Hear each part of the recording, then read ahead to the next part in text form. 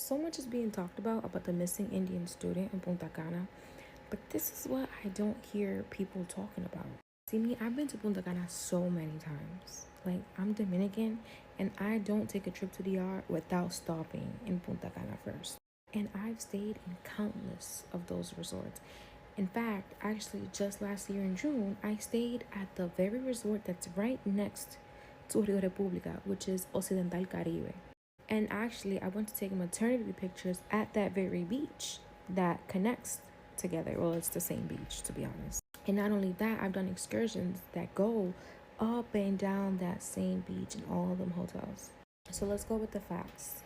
Facts number one, you cannot get into that beach access unless you're a worker or you're a tourist staying in one of those resorts. In each of the exits, well, not the exits, but like before crossing to the other hotel side of the beach, like if you're in this hotel and if you're gonna go to the other side, there's a security right there. They have security guards in each of these resorts in each corner at their entrance, because you cannot hotel hop. Like, they have that for a reason, so that you don't go into a different hotel and take advantage of their all-inclusive stuff and their pools and stuff, because you're not staying there, because it's so easy to cross from one hotel to the other. So they usually have 24/7 security right at the beach. And they have that because it'd be smart. You stay at the cheap hotel that's right next to the good hotel. For example, Rio República is right next to Hard Rock. You want to enjoy Hard Rock, stay at Rio República and cross over Hard Rock and use all of their fun stuff. But you can't do that because they have security and they check your wristband and they're watching 24/7. But I heard, right, that the resort, they lost power. But then this is the question. Did the neighboring resorts lose power? Did the Hard Rock Hotel lose power? Did Occidental Caribe lose power as well?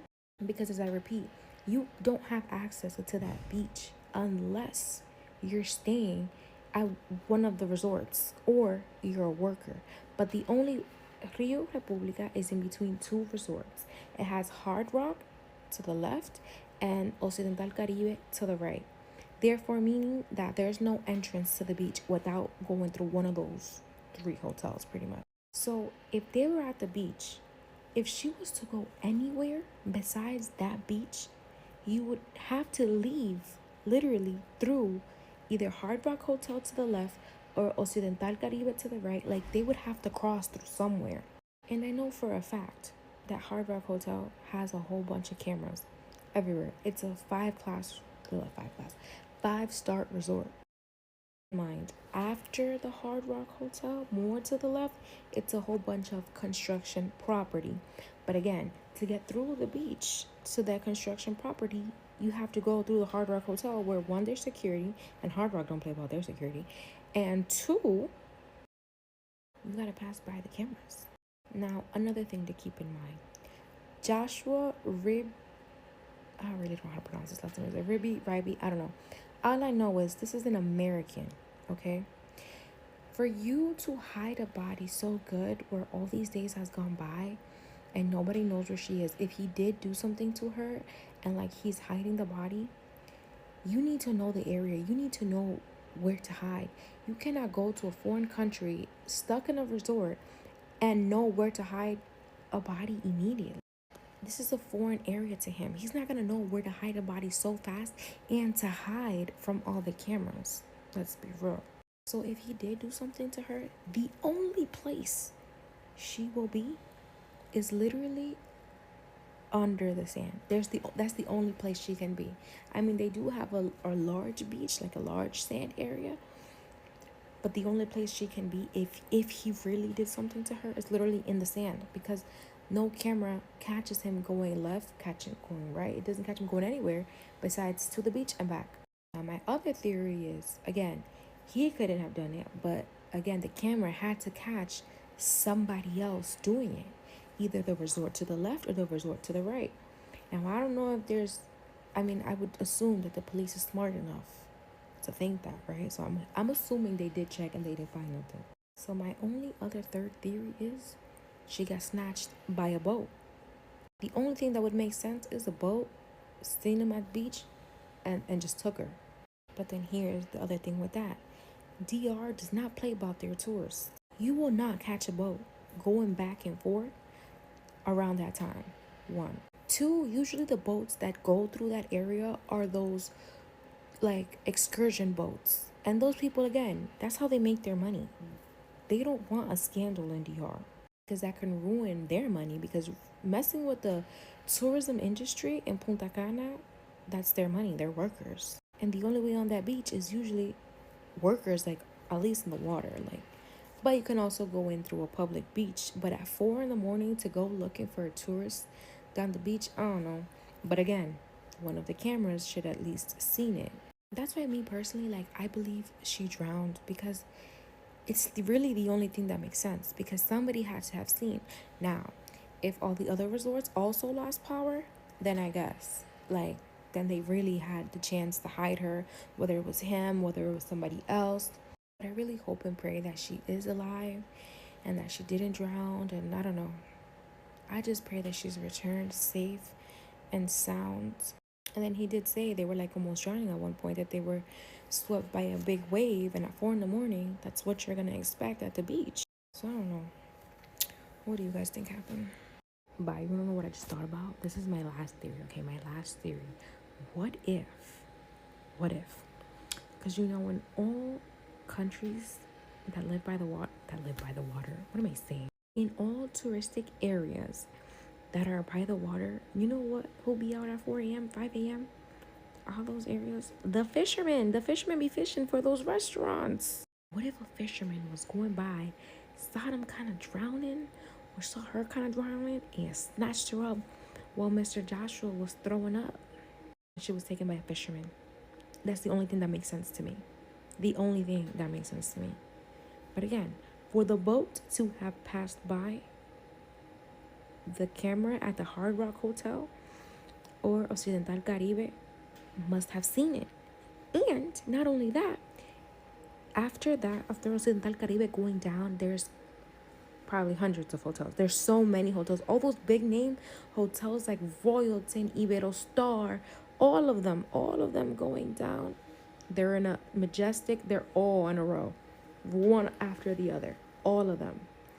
So one of their cameras had to see something. So if it was a boat, they should see the boat going by and coming close to shore, no? I would assume. Something that's been really bothering me is Sudiksha Konanki and the entire case, as I'm sure it's been bothering many of us girls, especially brown girls, because do you know how hard it is for a brown girl to go out on vacation, to get their parents' permission? Like, she must have had to have done a PowerPoint, a presentation, given her parents all of her friends' numbers, and promised that she'll call them every few hours before she was able to go out to Punta Cana. And for her to have met this kind of situation where we don't even know if she's safe, we don't know what's going on, we don't know where she is, what happened, I cannot imagine anything worse. The thing that's been really irritating me are the people in the comment section defending her friends. Let me explain myself. So if you see the last video that they show, she's all the way in the front, literally tripping over her 2 feet, while the guy, something Ribe, the white man, is holding her while he's walking. And you see her 2 friends, or 3, I can't remember, in the back following them. They're walking fine. At most, they're tipsy. When you're tipsy, you can still call your friend and be like, hey, you're drunk, come back. Let's not do that, because you're not tipsy tripping over your feet. They're literally walking behind the 2 people, which is Sudiksha and whatever Ribe guy. So for people to be like, oh, it's not the friend's fault, she's an adult, she shouldn't have gotten that drunk. You go to Punta Cana, do you know what happens first? When you get off the flight, they give you free shots. You go there to have a good time and get drunk, but you don't go there to get raped or murdered or go missing. It is no one's business. It's no one's responsibility to take care of an adult. But it is everybody's fucking responsibility to take care of a drunk-ass person who is unable to make decisions on their own. I will never be caught going with another man when I have a group of friends with me. Regardless of how I'm screaming bloody murder because my friends are not letting me go hang out with a guy that I think is cute, they will not let me go because they know I'm drunk. And they will drag me to the hotel room and run me in the shower because that's what I would do. I remember I had a time where I went out with one of my friends and she was sick drunk to the point I was so mad. I was so mad that she got so drunk that I couldn't enjoy my night. But guess what I did? I took her ass home to one of our other friends' houses and I put her head in the shower. I also might have slapped her a few times to get her back to her senses because she was beyond gone. But I would have never done is let her go out with a man she doesn't know. And then proceeded to not even check on her to see where the fuck she is when it's been 8 hours of her missing. And assumed she's in her hotel room, which I'm sure we shared because we are 21 years old and we broke. So I am 100% guaranteed she had a roommate. There's no way she was able to afford a room by herself. So the people who are saying that her friends are not responsible, y'all are not true friends. You guys better check if your best friends are in those comments saying it's not the friend's fault because you are not safe with those friends. You better not go out on vacation with those friends that can get drunk because you best believe they're leaving your ass. If you don't want to end up in a crime podcast, you better make sure you're not friends with those people.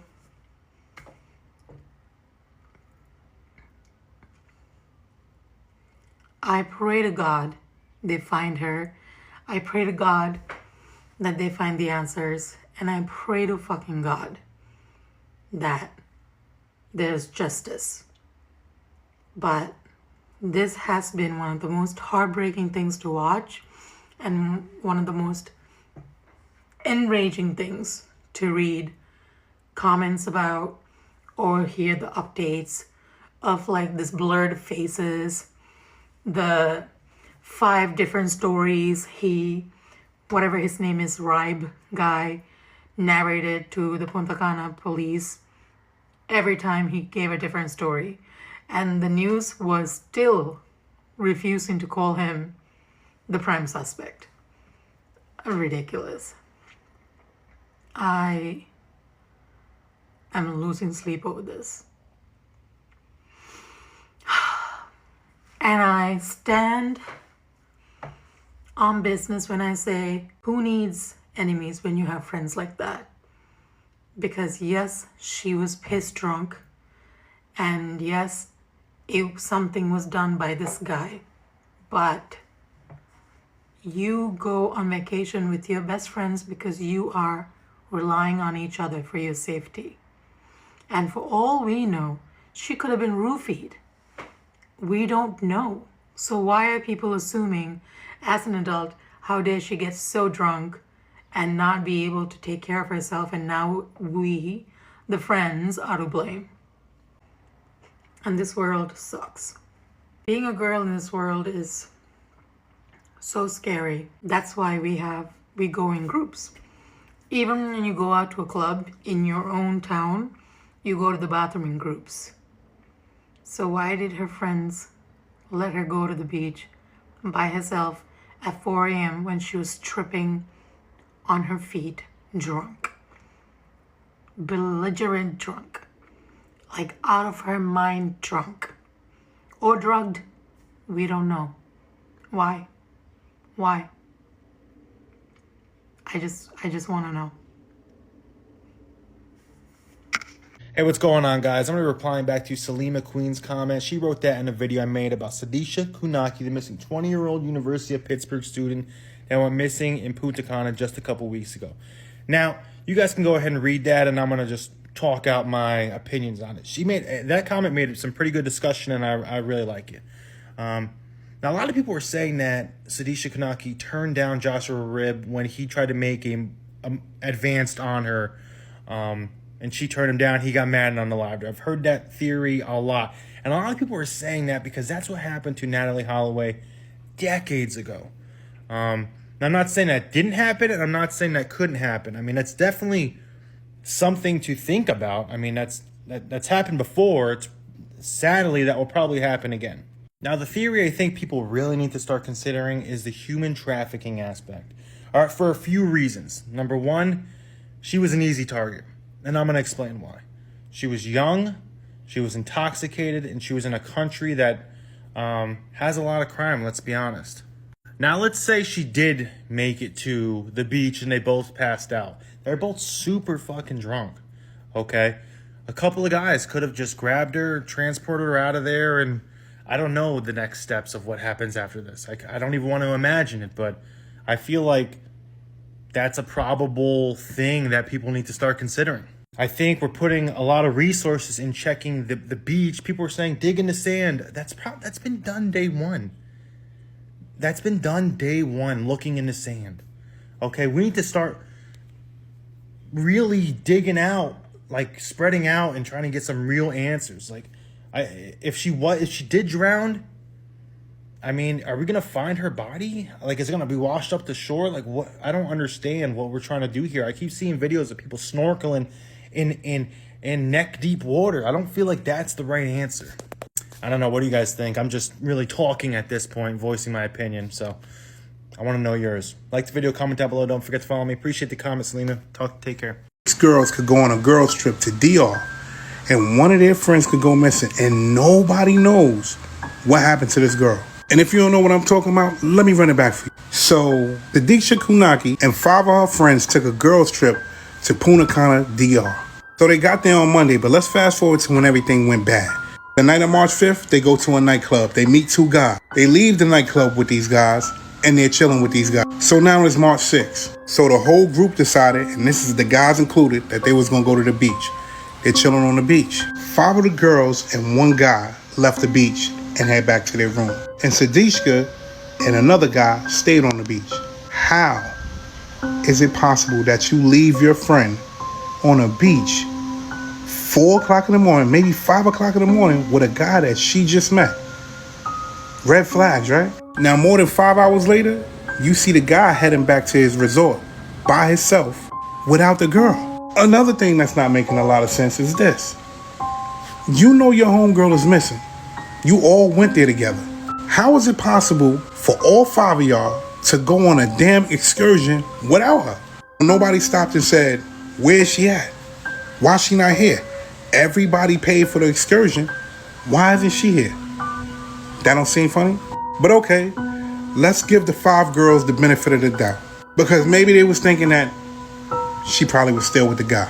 But once again, this is a friend that you know with a person that you don't know. And you guys don't seem alarmed?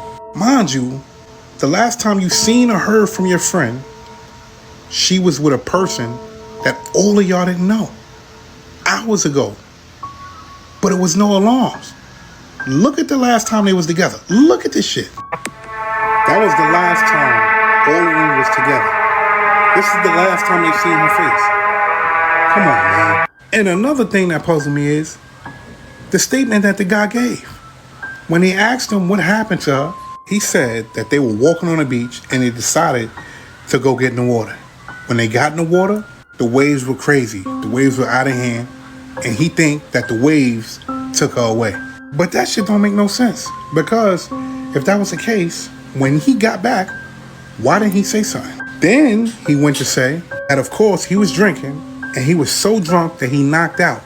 And when he got up, he didn't see her, so he don't know where she went. Shit is not making no sense. Then he told another story where he said he saw her walking around in the water, and that's the last time he saw her. Mind you, none of this shit is making sense. It doesn't add up. He was the last person with her. The last person that seen her, and he changed his story so many times. Where is that girl at? But see, this is why I always say, you cannot go to these places and you don't know anything. You can't trust people when you go to these places. And I'm not saying that all people are bad, but when you go to these places, sometimes you become a target. For real.